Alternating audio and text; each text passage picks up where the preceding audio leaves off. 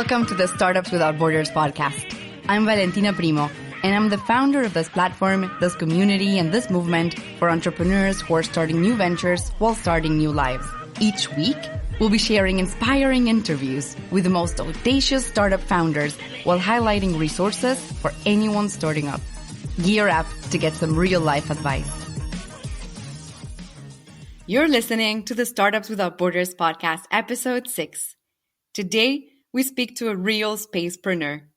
Nader Sabry is an Egyptian entrepreneur, a keynote speaker, a strategist, and a leading voice in space technology. His company, Times5, created the world's first physiological prayer mat and was certified by NASA Space Foundation. Nader has raised $20 million in venture capital directly, while indirectly reaching $100 million for startups he advised and co-founded. His passion for space technology has led him to launch Get to Space, an initiative to inspire 2 billion people in developing nations in partnership with the U.S. Space Foundation.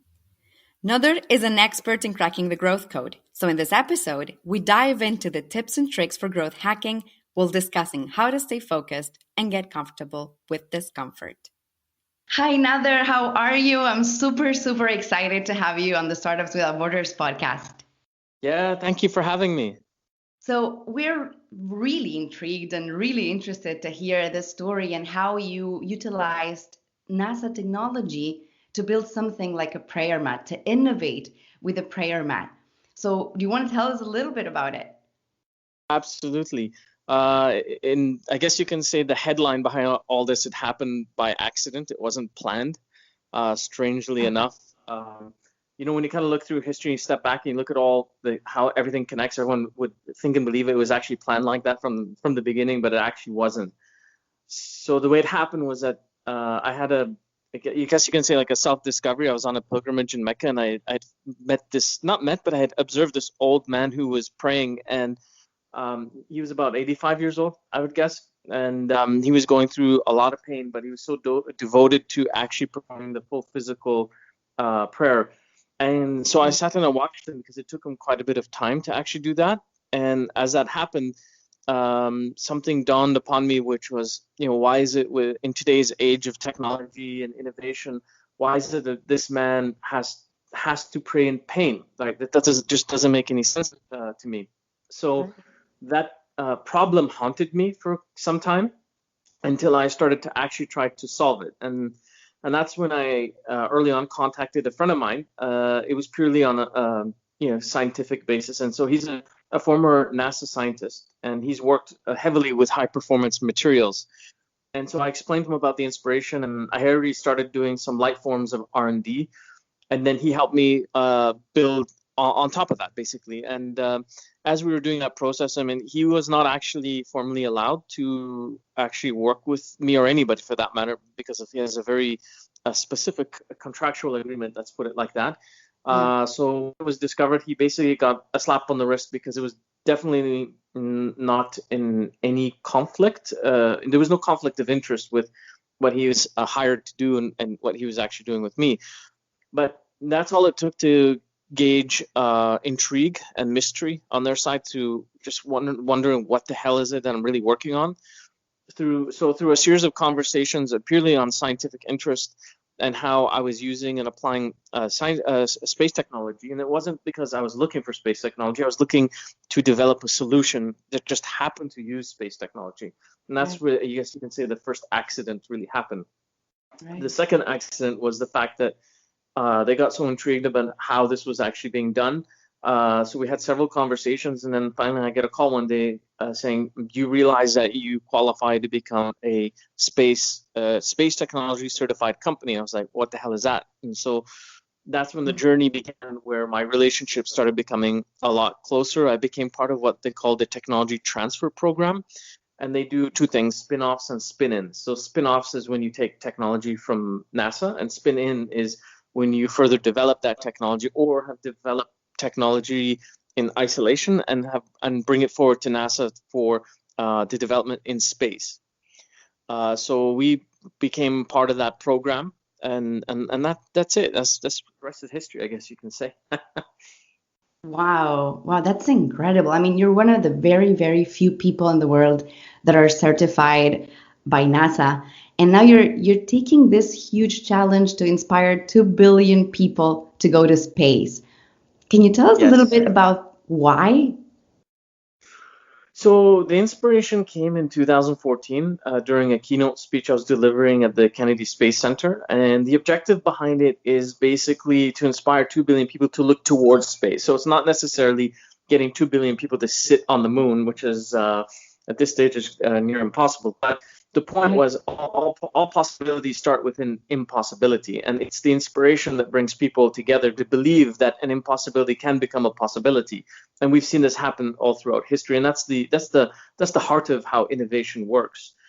So the premise behind it was during my keynote, which was titled "Path to Peace," using innovation.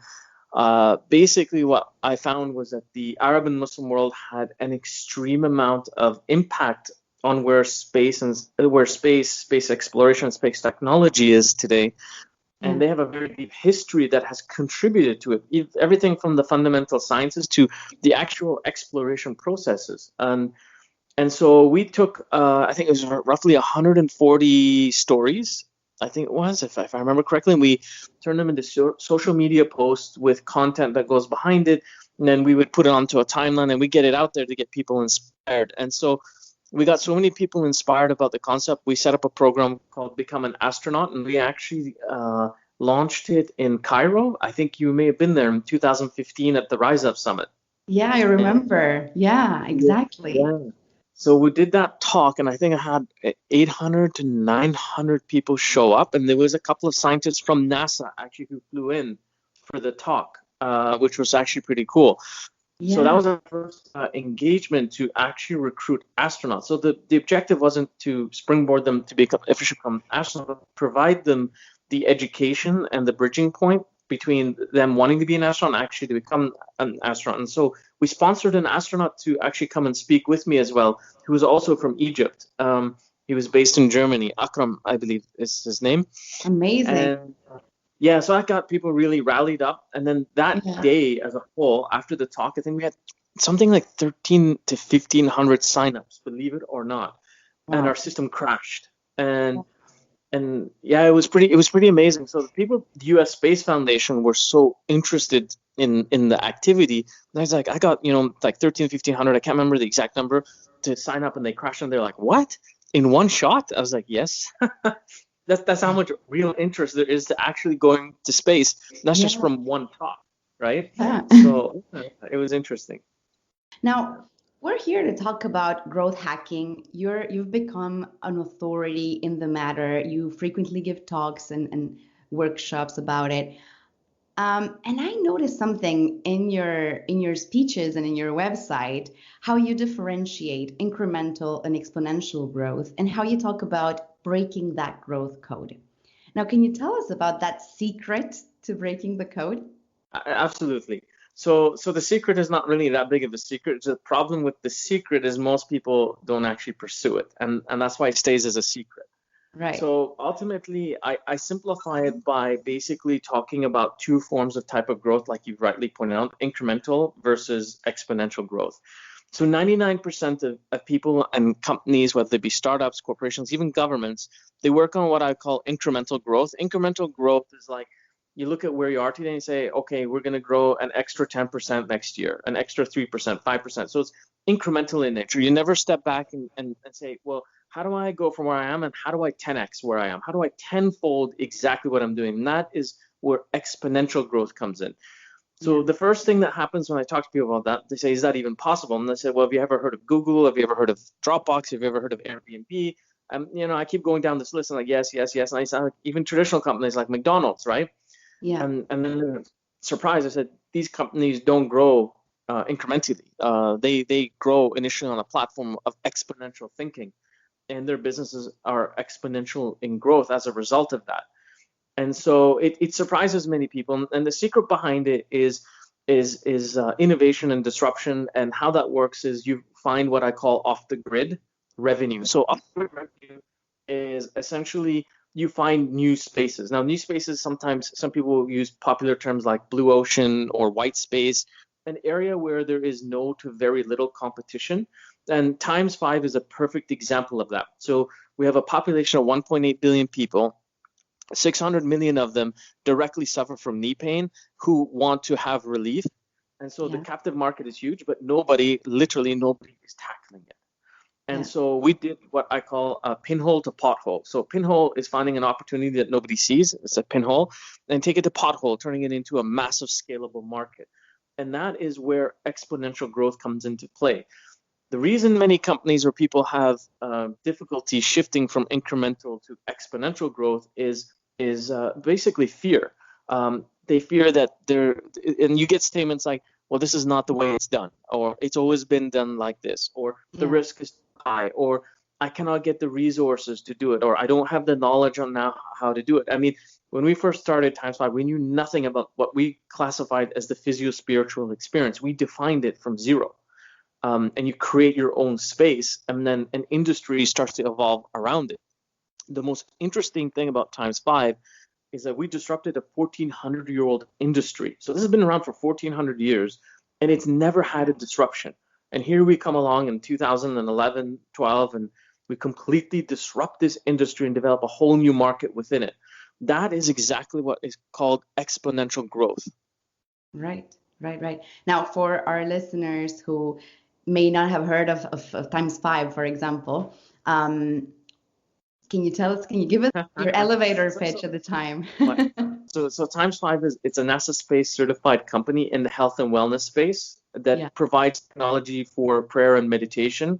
It basically reduces pain, improves posture, and gives you more energy while meditating or praying. We started this from scratch, and we eventually hit 37 countries, and we won several innovation awards globally. It was so unique that we would continuously be capturing headlines in every country and every little move that we would do, because it was so bizarre how space technology and spirituality come together. It would naturally just catch people's attention because of the mystery behind it. Right. And I mean, it's just like you were saying, right? Finding that spot, that problem that nobody's solving, and grow exponentially. Absolutely. So there are so when I look at niches, right? So there are a few different type of niches out there. There's those that people do not see at all. There's those that have tackled it but have not succeeded at it, and there's those who are actively tackling a niche right now. So when you look at them in those three different ways, neither one of them is wrong, neither one of them is better, neither one of them is anything. I'm just classifying them into three different buckets so that people understand. So I'll give you an example. Sometimes someone might find a niche, but there's already 10 people trying to tackle it, right? But obviously nobody has taken that pinhole and turned it into a pothole. So there's still an opportunity, right?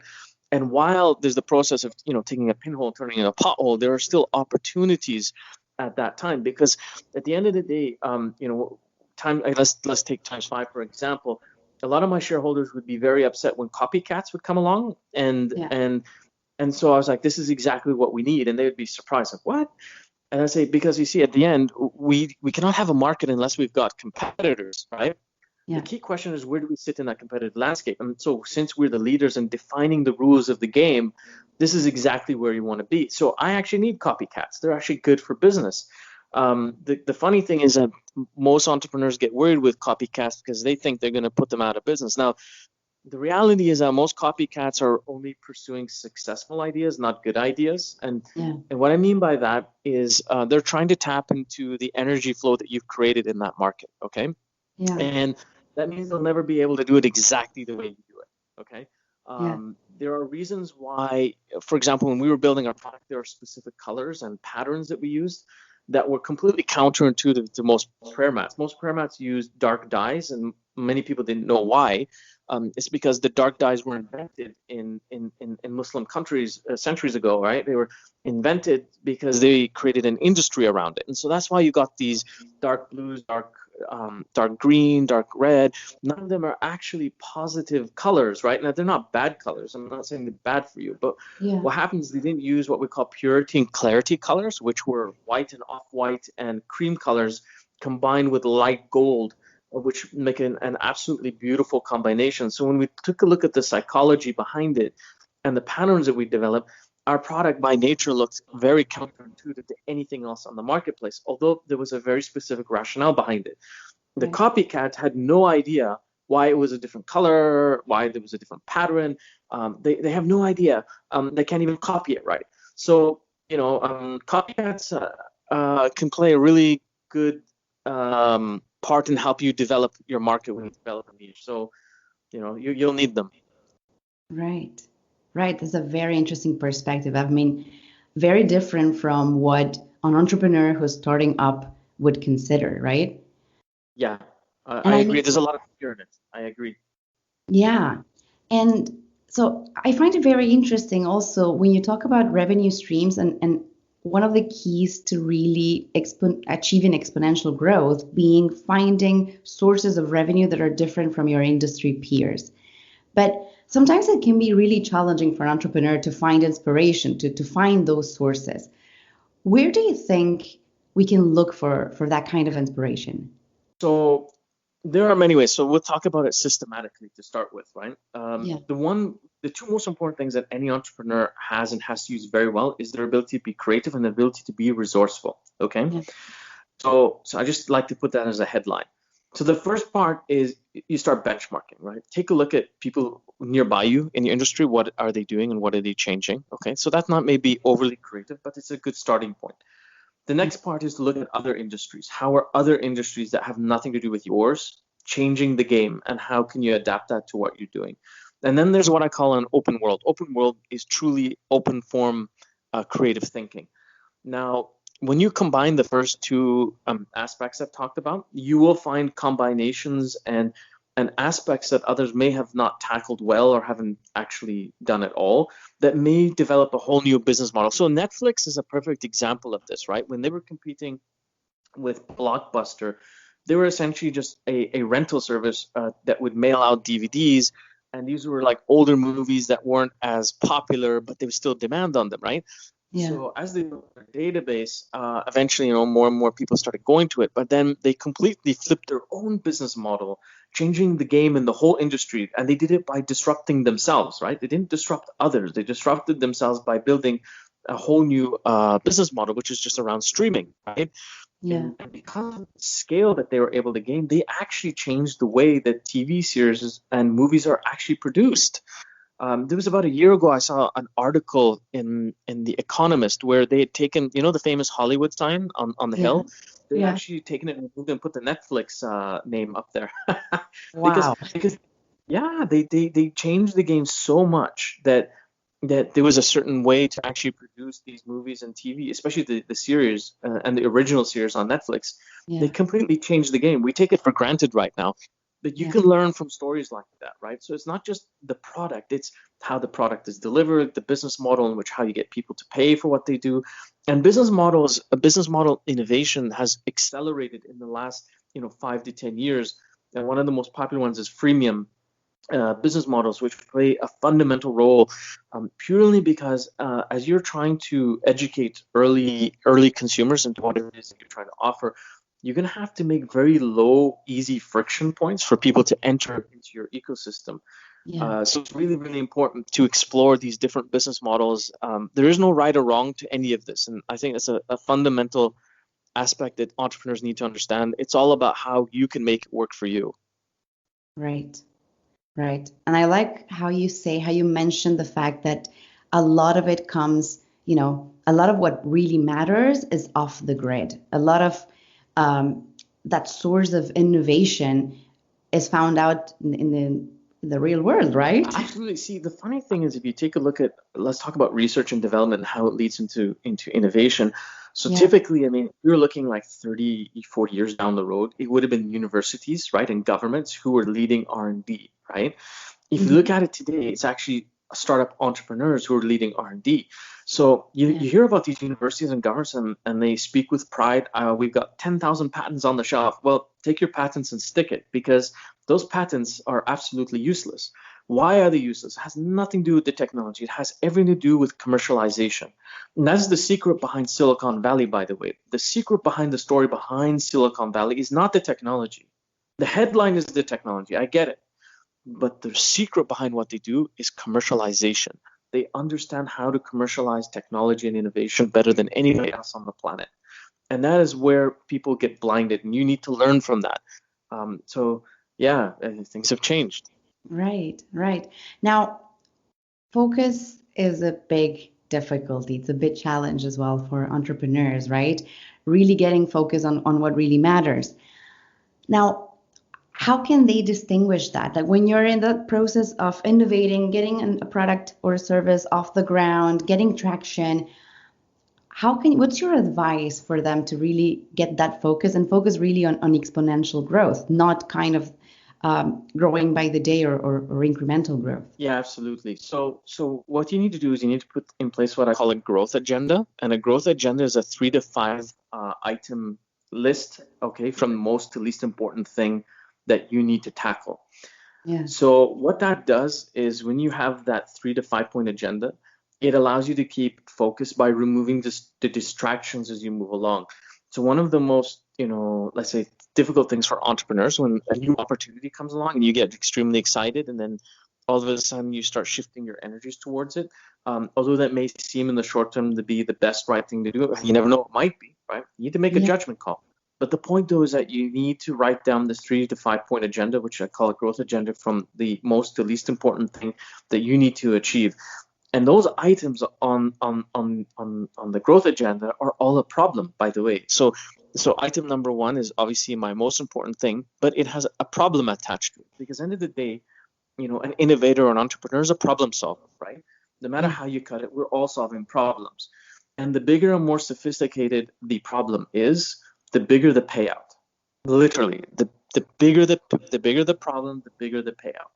Yeah. And so that list, that agenda, are basically, your 3 to 5 most important things that you're going to have to solve to reach the one thing that you want to do to grow. Yeah. Yeah, I see.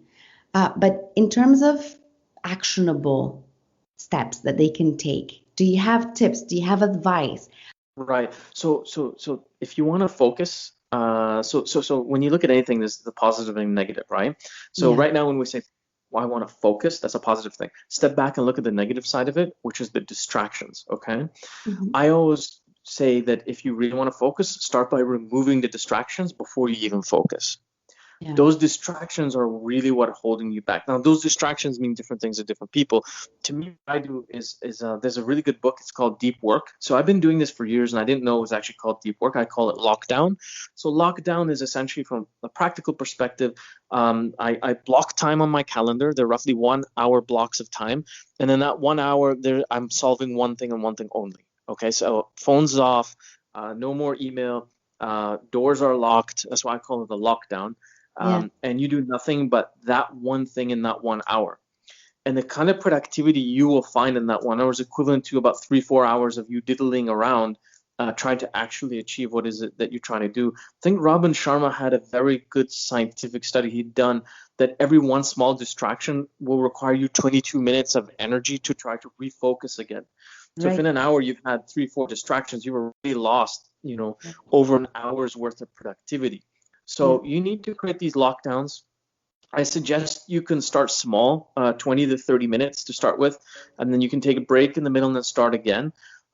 It has also been talked about in deep works that about 4 hours worth of deep work is equivalent to 3-4 times that amount of time in a whole day. So you'd be doing 8 to 12 hours. You can do it in 4 hours if you had a highly focused way of doing it. So there's a lot of information around there. I personally, like I mentioned, I do the lockdown method. I lock down for an hour on one task. I take a break and then lock down again for another hour. Usually by the time I've done 2 to 3 lockdowns in a day, I've achieved way more than I would have hoped for. But the breaks in between are really important too, might I add. So getting rest is really, really important. And if you want to be productive and focused, you need to get really good sleep. That might be one of the things that many of us underestimate, but I suggest that you invest in figuring out how you actually are able to sleep a lot better, and not necessarily more, but better quality sleep. Right. Something that I find really interesting is how sometimes you get too comfortable. You launch a company, starts growing, you get too comfortable, and you kind of find a point where you stop growing, right? And I think it resonates with something that you say, which is comfort blocks growth, and discomfort is where possibility is. But how can we really get comfortable with discomfort? How can we really, balance that kind of, okay, I'm growing, I'm getting comfortable, but I also want to have that sort of, leap. Yeah, I agree with you. That's a tough one. The minute you start to see that you're plateauing and you are getting comfortable, you should start to consciously, you need to consciously remind yourself that it's not always a good thing. Now, don't get me wrong. There are times where you do need to plateau in order to have enough rest, to have enough energy to continue to go into discomforting areas. So you will have to. I mean, see, if you don't do it, your competition or others are going to force you to do it, whether you like it or not. If you started out by leading a market, you want to continue to lead. And if you want to stay in that position, you will always be in an uncomfortable position. And discomfort isn't always a bad thing. It actually makes you much stronger. So you do need, don't confuse plateau with rest time. So there's times where you do need to recharge, right? Yeah. But don't sit and recharge forever, because you're going to have to grow again. Because once you've cracked open the market, right? Others are going to see what you're doing and they're going to want a piece of it. In fact, not even want a piece of it, they might want to take all of it. And if you're asleep at the wheel, they will take it all. Yeah. You're So totally right. Tough realities. Yeah. So I want to finish the interview with some concrete tips of advice for growth hacking. I mean, do you have specific techniques that entrepreneurs can research? What are your favorite ones? What can you tell us about growth hacking in actionable steps? Sure. So, okay, so I appreciate the question. There's obviously a lot more to it than there could be with the time we have. But Yeah. I am actually in the process of writing a lot more about that and breaking it down into highly simplistic processes that are actionable, like you've talked about. But to answer your question in short, at the center of growth hacking is experimentation. Okay. Now let me give you a tangible example of this. So let's say you go into the boardroom or you're having a team meeting and you guys are trying to decide what to do next to grow. And what happens is everybody's opinion starts to surface and people start to back their opinion. So my opinion is better than yours. I have more experience than you. I've seen it done like this. And so you have these internal conflicts about what everybody thinks is the best opinion or way forward, right? Yeah. So that kind of an argument is completely counterintuitive to growth. You need to step back and you need to start testing. So if you've got 4 different opinions at that table, you start testing to disqualify all 4 of those opinions until you find something that actually works as fast as possible. And that's what growth hacking is about. It's a systematic process that allows you to experiment as quickly as possible to figure out what works and what doesn't work. And when you find what works, you need to see how scalable and sustainable that particular experiment may be. When it is scalable and it is sustainable, you've now got a growth hack, right? You can actually go out and actually run it until you maximize that growth hack. So one of the most classic growth hacks is Airbnb. I think most people have heard the story where they would basically replicate the listings inside their platform on Craigslist to use Craigslist audience to drive traffic into Airbnb's platform. So that there could have been different opinions, obviously, at the table at the time, how to do that. They experimented, they found a way to do it, they scaled it, and they sustained it until finally that growth hack got them the results that they needed. So experimentation is the key thing that people need to do. You need to remove opinion, and experimentation is driven by data, okay? You need to measure the right things to know if that experiment is working or not working, and this will differ from experiment to experiment. One example is Booking.com. They run about 1,000 tests a day. They're quite incredible. And the way that they ran these tests, no tool in the market would be able to handle all the tests that they do. So they've actually created their own testing tools to continuously growth hack. So they're growth hacking on a daily basis. I mean, 1,000 tests a day. Imagine that. And that's where that plateau that you were talking about earlier, that's discomfort. I mean, that is discomfort at its core, and it's become part of their culture. So, it's an ideal example. And they've been, funny enough, Booking.com has been doing this from 1996. By the way, this is not something that is new. That's just happened in the last 3-4 years as growth hacking has become popular. They've been doing this for 2 decades. Wow. Plus. Yeah, that's Yeah. incredible. That's incredible. Yeah. I mean, it's a leader, it's a market leader that has stayed as such for incredibly long. Yeah, and they'll continue to because they have the right attitude and the right systems to enable them to do it. They got the right mindset. I mean, that's the key behind it. And there's a lot to learn from these types of companies. I mean, even a traditional company like McDonald's, right? So one of the big growth hacks that they did in the early days. Remember, this is in the 50s. They would put billboards at the exit of a popular freeway right before they can actually reach a McDonald's. So they wouldn't wait for someone to get off the highway and then they would see the golden arches. They'd make sure they see the golden arches right before they exit. And so that would scale their business, especially those locations, very, very fast. And they apply growth hacking in many ways, I mean, including their system. I don't know if you've seen the movie The Founder about Ray Kroc. And if you notice, when he was selling the milkshake machine, he was going to all McDonald's competitors before he ever discovered who they were.